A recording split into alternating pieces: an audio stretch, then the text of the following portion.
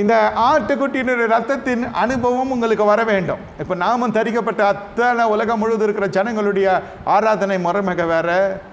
இப்பொழுது ஆவியை தரிக்கப்பட்டிருக்கிற உங்களுக்கும் வார்த்தையினால் ஸ்தாபிக்கப்பட்டிருக்கிற உங்களுக்கும் வார்த்தையினால் பிழைக்கிற உங்களுக்கும் இருக்கிற வித்தியாசங்கள் வேற. என்னோட ஊடகத்தில் பயணப்படுகிற அன்பான விசுவாசிகள், இதை யார் எங்கிருந்து கேட்டுக்கொண்டிருந்தாலும் உங்களையும் சேர்த்து சொல்லுகிறேன்.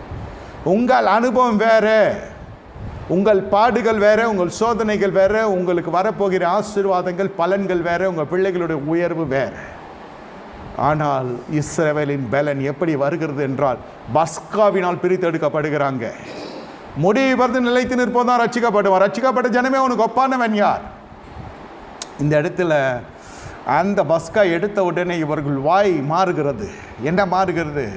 செங்கடலை பார்த்து பயப்படவில்லை, காத்திருக்கிறாங்க. கர்த்தருடைய சத்தம் தொனிக்கிறது மோசே காதுகளிலே.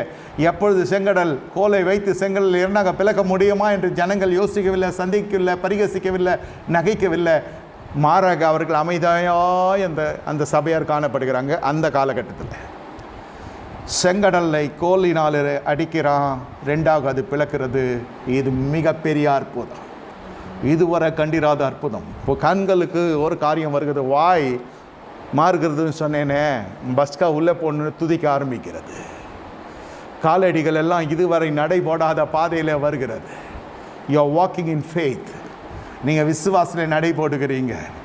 வெற்றி நடை நீங்கள் போட கர்த்தர் கிருபை செய்கிறார். நீங்கள் உட்கொள்ளுகிற அந்த திருவிருந்தில் காணப்படுகிற பயபக்தி, இதை நீங்கள் மதுபானம் தரித்து விட்டு குடிக்கிற சபைகள் இருக்கிறது இல்லைன்னு சொல்லலை. அதுக்கேற்ற நடைகள்லாம் வேறு மாதிரி இருக்கும். இந்த நடை நீங்கள் உத்தமமாக எடுக்கிற பொழுது உன் நடைகள் இதுவரை நடந்திராத பாதையில் கர்த்தர் நடத்த போகிறார். ஆனால் உலகான சேர் இல்லை. உலகமே சொல்லும் ஈர மண்ணில் போனால் என்ன சேரில் நடக்கிறான் என்று உலகம் சொல்லும். ஆனால் சேர் இல்லையா, தேவன் வைத்திரான் வெட்டாந்தரமே கர்த்தர் மாற செய்கிறார். அந்த ஈரமான் உஷ்ணம் உள்ளே இல்லாமல், ஒரு அக்கினி உள்ளே இல்லாமல், அக்கினியோட தழல் உள்ளே இல்லாமல் அது உங்களுக்கு வெட்டாந்தரையாக மாறாது. எது அந்த இடத்துல செய்கிறது? பொதுவாக சொல்லுவாங்க தேவன் அற்புதம் செய்தார். இல்லை, உள்ளே ஏற்கனவே ஒரு அக்கினி இருக்கிறது. இப்போ என்ன நடக்கிறது? அந்த வறட்சி, அதாவது வெட்டாந்தரையாக மாறுகிறது. அந்த இடத்துல உள்ளேயான சேர் இல்லை, பாவம் இல்லை. தேவன் திறக்கிற வழியில் பாவம் இருக்காது. பாதை உங்களுக்கு உறுதியாக இருக்கும்.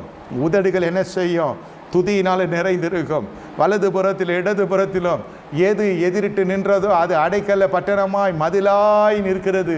பின்னே பார்வோனுடைய சேனைகளும் வந்து கொண்டு இருக்கிறாங்க. கர்த்தர் அனுமதிக்கிறார். இதுதான் இந்திய நாளிலே காணப்படுகிறது.